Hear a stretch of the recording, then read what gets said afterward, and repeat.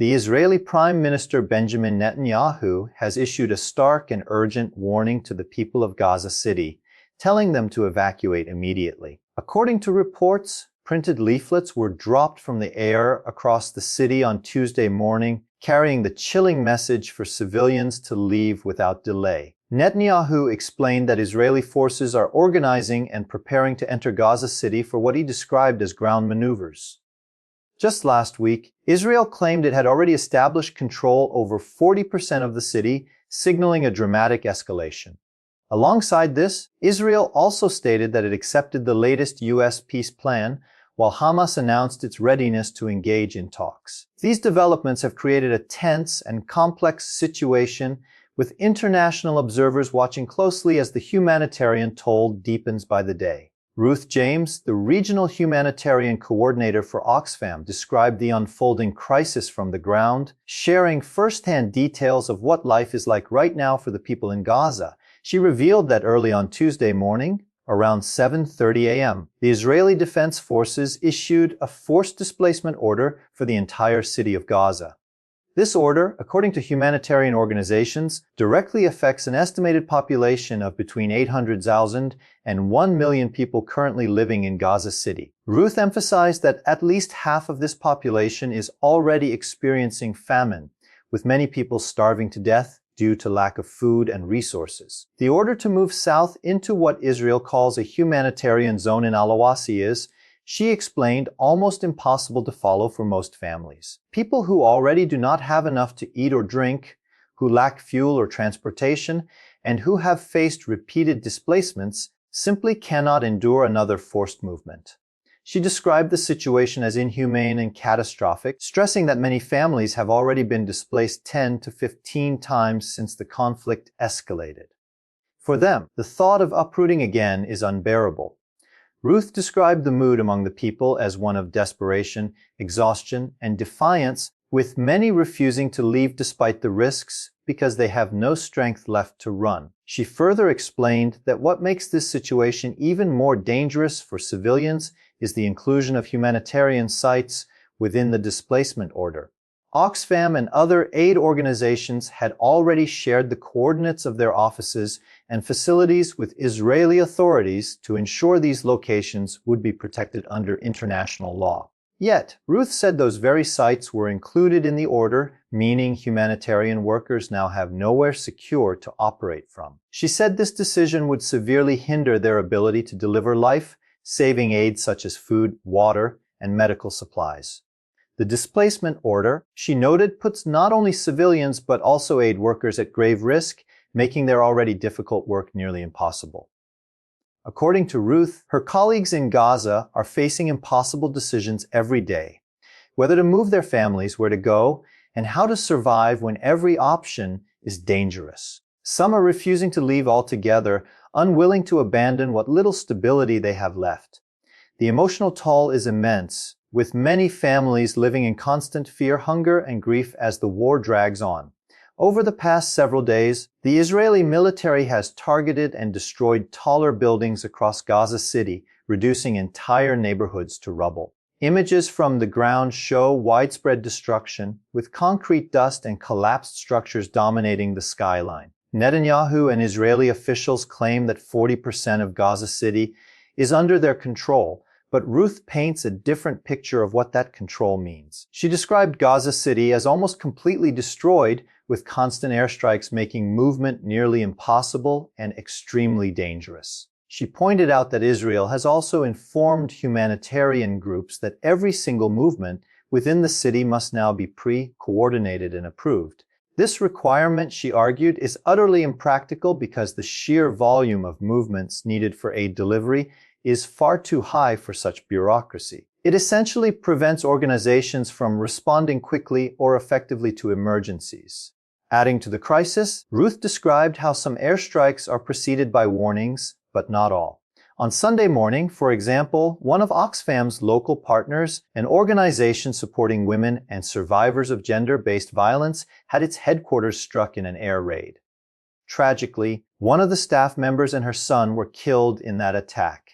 This incident, she said, highlighted the extreme risks aid workers face and the lack of safe spaces for civilians or humanitarians alike.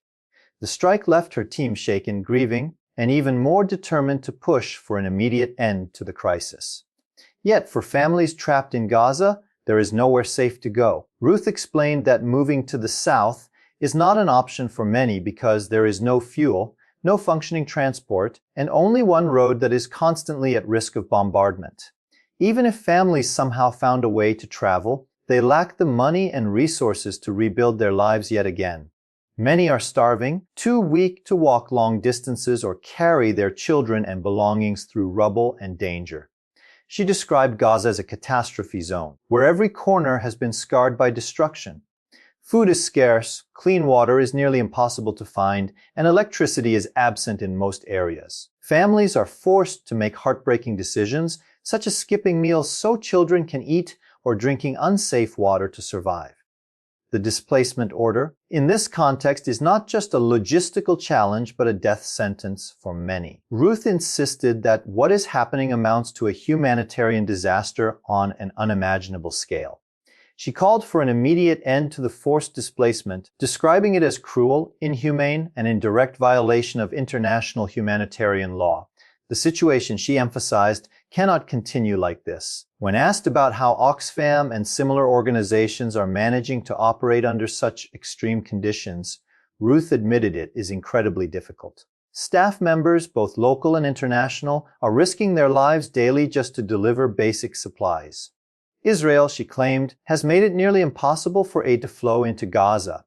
Shipments of food parcels, hygiene kits, and other essentials are often blocked or rejected at the border. Despite these obstacles, Oxfam remains committed to its mission of staying and delivering aid wherever possible. Ruth described the courage of local partners who continue their work despite immense risks, driven by the urgent need to help their communities survive. These workers, she explained, are often the last line of hope for families trapped in the chaos. Ruth emphasized that Gaza is geographically small and, under normal circumstances, could be serviced relatively easily by humanitarian organizations. If safe access and freedom of movement were granted, aid could reach those in need quickly and efficiently. Instead, Israel's restrictions and the ongoing violence have created unnecessary barriers, prolonging the suffering of civilians.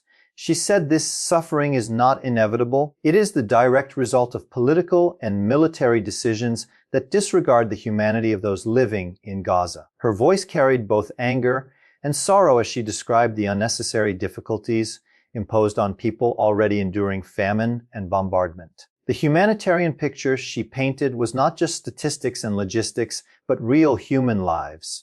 Families mourning their dead, parents unable to feed their children, children growing up surrounded by rubble and fear. Many have already been displaced more than 10 times, and yet they are now being told to leave once again. For Ruth and for many humanitarian workers, this cycle of displacement and destruction represents more than just war. It represents the systematic breaking of a people's spirit. She argued that forcing nearly 1 million people out of their homes in such conditions amounts to collective punishment, which is forbidden under international law.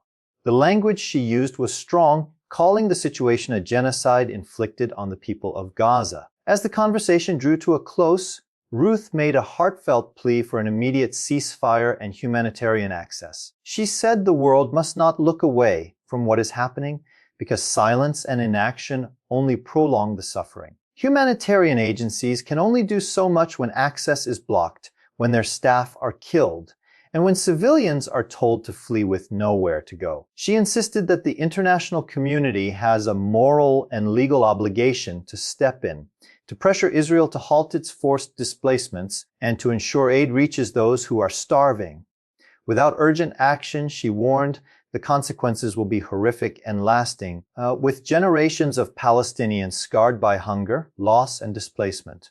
Her words left a sobering reminder of the reality on the ground. Gaza is not just a political issue debated in global capitals, it is a humanitarian emergency unfolding in real time. Every day lost means more children go hungry, more families lose loved ones, and more communities are reduced to rubble. Ruth's testimony showed the resilience of aid workers and the strength of ordinary families.